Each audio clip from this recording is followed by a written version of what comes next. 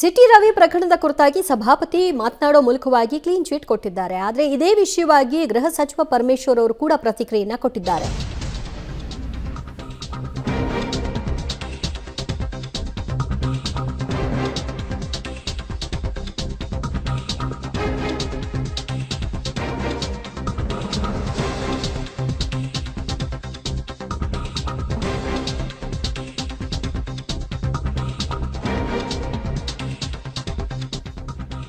City Ravi ಪ್ರಕರಣದಲ್ಲಿ ಸಭಾಪತಿ ಹೊರಟ್ಟಿ ಅವರು ಕ್ಲೀನ್ ಚೀಟ್ ಕೊಟ್ಟರು. ಕಾರಣ ಪರಿಷತ್ನಲ್ಲಿ ಅದು ರೆಕಾರ್ಡ್ ಆಗಿರಲಿಲ್ಲ ಅನ್ನೋ ಕಾರಣಕ್ಕೆ. ಇದೇ ವಿಷಯವಾಗಿ ಗೃಹ ಸಚಿವ ಡಾಕ್ಟರ್ ಜೆ ಪರಮೇಶ್ವರ್ ಅವರು ಕೂಡ ಪ್ರತಿಕ್ರಿಯೆಯನ್ನು ಕೊಟ್ಟು ವಿಡಿಯೋ ನಕಲಿ ಅಂತ ಸಭಾಪತಿ ಹೇಳಿರಬಹುದು, ಆದರೆ ಅದನ್ನ ವೆರಿಫೈ ಮಾಡಬೇಕಲ್ಲ, ವೆರಿಫೈ ಮಾಡೋ ಸಲುವಾಗಿ FSLಗೆ ಕಳಿಸ್ತೀವಿ ಅಂತ ಗೃಹ ಸಚಿವರು ಹೇಳಿದ್ದಾರೆ. ಅದನ್ನು ವೆರಿಫೈ ಮಾಡ್ಬೋದಲ್ಲ, ಆ ಆಧಾರದ ಮೇಲೆ ಎಲ್ಲವೂ ಕೂಡ ಮಾತುಗಳು ನಡೀತಾ ಇದೆ.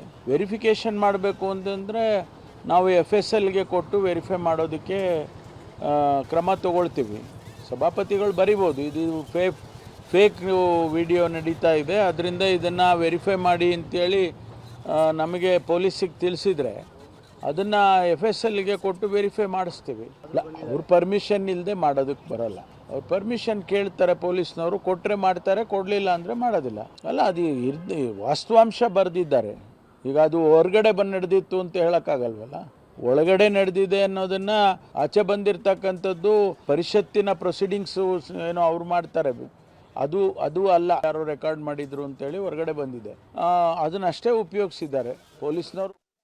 ಸಿಟಿ ರವಿ ಆಕ್ಷೇಪಾರ್ಹ ಪದ ಬಳಕೆ ಮಾಡಿದ್ದಕ್ಕೆ ಸಂಬಂಧಪಟ್ಟ ಹಾಗೆ ಆಡಿಯೋ ವಿಡಿಯೋ ಸಾಕ್ಷ್ಯವನ್ನ ಲಕ್ಷ್ಮೀ ಹೆಬ್ಬಾಳ್ಕರ್ ಹೊರಗೆ ಹಾಕಿದ್ರು. ಈಗ MLC ಯತೀಂದ್ರ ಕೂಡ ನಾನು ಖುದ್ದಾಗಿ ಅಲ್ಲೇ ಇದ್ದೆ, ನಾನು ಕೂಡ ಕೇಳಿಸ್ಕೊಂಡಿದ್ದೀನಿ ಅಂದಿದ್ದಾರೆ.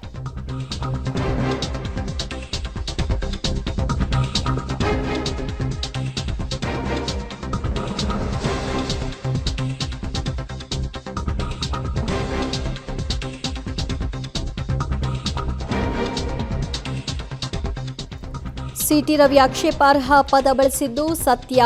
ಸಿಟಿ ರವಿ ಅಸಂಬದ್ಧ ಹೇಳಿಕೆಗೆ ನಾನೇ ಸಾಕ್ಷಿ ಅಂತ MLC ಡಾಕ್ಟರ್ ಯತೀಂದ್ರ ಹೇಳಿಕೆಯನ್ನು ಕೊಟ್ಟಿದ್ದಾರೆ. ಆ ಪದವನ್ನು ಸಿಟಿ ರವಿಯವರು ಹೇಳಿದಾಗ ಒಂದು ಕ್ಷಣ ನಾನೇ ಗಾಬರಿ ಆಗ್ಬಿಟ್ಟೆ. ಸಿಟಿ ರವಿ ಅನುಕಂಪ ಗಿಟ್ಟಿಸ್ಕೊಳ್ಳೋಕೆ ಈಗ ಸುಳ್ಳು ಆರೋಪಗಳನ್ನು ಮಾಡಿಕೊಂಡು ತಿರುಗಾಡ್ತಾ ಇದ್ದಾರೆ. ಆದರೆ ಲಕ್ಷ್ಮೀ ಹೆಬ್ಬಾಳ್ಕರ್ ಬಗ್ಗೆ ಅವರು ಪದೇ ಪದೇ ಆ ಹೇಳಿಕೆಯನ್ನು ಕೊಟ್ಟರು ಅನ್ನುವಂತಹ ವಿಚಾರವನ್ನು ಪ್ರಸ್ತಾಪಿಸಿದ್ದಾರೆ.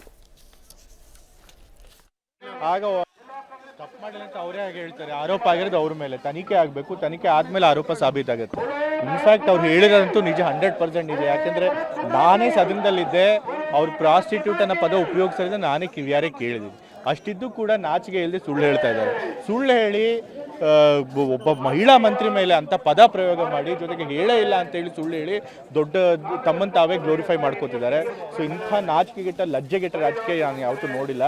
ಸೊ ಹಾಗಾಗಿ BJP ಅವ್ರಿಗಷ್ಟು ಸಪೋರ್ಟ್ ಮಾಡ್ತಾರೆ ಅಂತೂ ನಾಯಕರಿಗೆ ನಿಜವಾಗ್ಲೂ ಮಾನ ಮರ್ಯಾದೆ ಇದ್ದರೆ ಖಂಡಿತ ಅಂತ ಸಪೋರ್ಟ್ ಮಾಡೋದಿಲ್ಲ. ನಾನು ಹೇಳ್ತಿದ್ದೀನಲ್ಲ, ನಾನೇ ಕಿವಿಯಾರೆ ಕೇಳಿದ್ದೀನಿ. ಫ್ರಸ್ಟ್ರೇಟ್ ಅಂತಲ್ಲ, ಪ್ರಾಸ್ಟಿಟ್ಯೂಟ್ ಅನ್ನೋ ಪದನೇ ಉಪಯೋಗಿಸಿದೆ.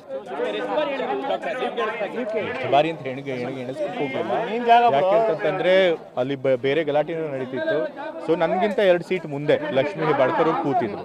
ಸೊ ನಾನು ಸಹಜವಾಗಿ ಮುಂದೆ ಇರೋರನ್ನ ನೋಡಿದೆ. ಆಗ ಅವರಿಬ್ಬರು ಒಬ್ರಿಗೊಬ್ರು ಮಾತಿನ ಚಕಮಕಿ ನಡೀತಾ ಇತ್ತು. ಹೆಬ್ಬಾಳ್ಕರ್ ಅವರು ಅವ್ರಿಗೆ ಕೊಲೆಗಾರ ಅಂತ ಕರಿತಿದ್ರು. ಇವರು ಅವ್ರು ಪ್ರಾಸ್ಟಿಟ್ಯೂಟ್ ಅಂತ ಹೇಳಿ ಹಲವು ಬಾರಿ ಉಪಯೋಗಿಸಿದ್ರು ಆ ಪದನ. ನನಗೆ ನಂಬಕ್ಕಾಗಲ್ಲ ಈ ರೀತಿ.